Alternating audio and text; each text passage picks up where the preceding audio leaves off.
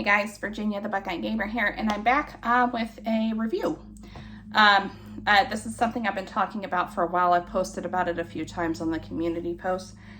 But we're going to actually do a quick review here of the TTX Tech PlayStation 2 controller. Now, I had planned to do a gameplay video kind of demonstrating this, but I couldn't get my tablet or my phone to aim at the TV properly. So once I figure out a different setup, I'll do some gameplay of that. But in the meantime, we are going to talk about this controller, the pros, the cons, and decide overall what I think of it. So obviously the pro is these controllers are very cheap. I've actually gotten a couple of these.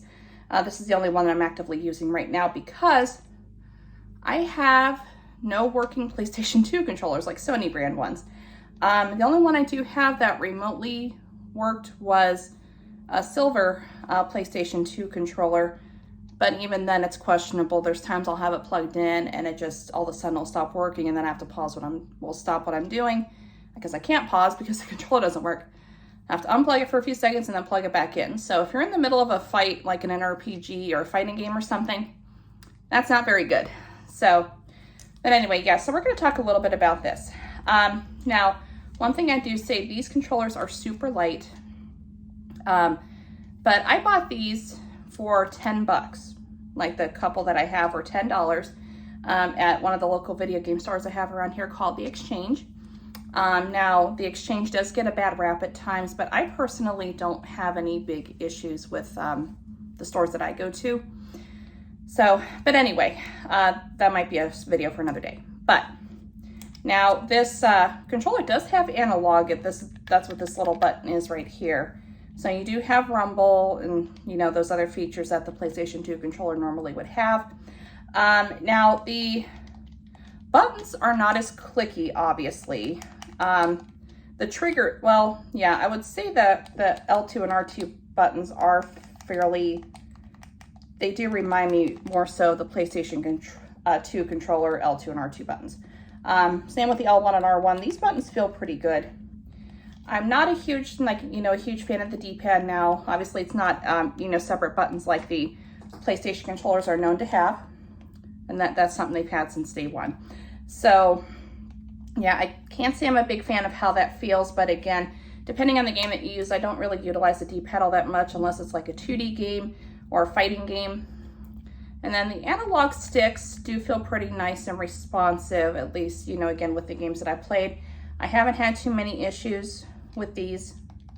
And then the shape buttons here, the action buttons. Again, I would say they're not as clicky as your PlayStation brand controller, but again, with the games that I played, they definitely have worked pretty well for what it is.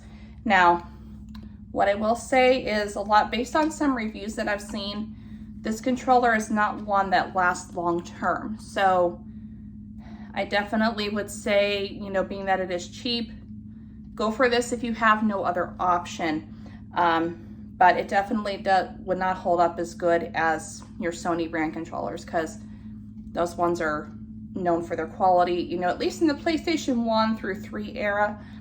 But PlayStation 4 and 5 controllers don't seem like they hold up as good as as the older generations. But yeah, so definitely, like I said, not a bad controller, but if you definitely have access to Sony brand controllers, I definitely would get that over this.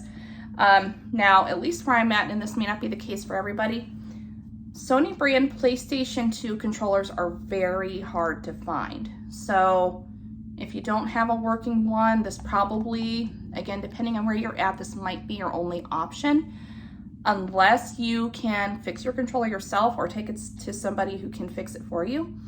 As far as my situation, I don't really have anyone around here who knows how to fix those controllers. So again, if I'm in need of a PS2 controller, I just have to settle for these. Now, I do have a couple other off-brands of PS2 controllers, which I'll probably talk about those in a future video. I don't know if it's going to be here in the near future, but in a future video. So, but yeah, TTX Tech, they do make, like I said, for the price point, they do make some decent controllers.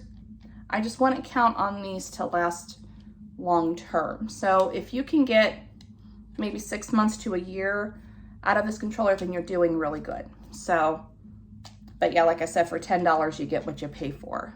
So that's how that old saying goes. But anyway, I'm gonna end this video here. So hopefully you guys enjoyed my little review discussion for this TTX Tech PS2 controller.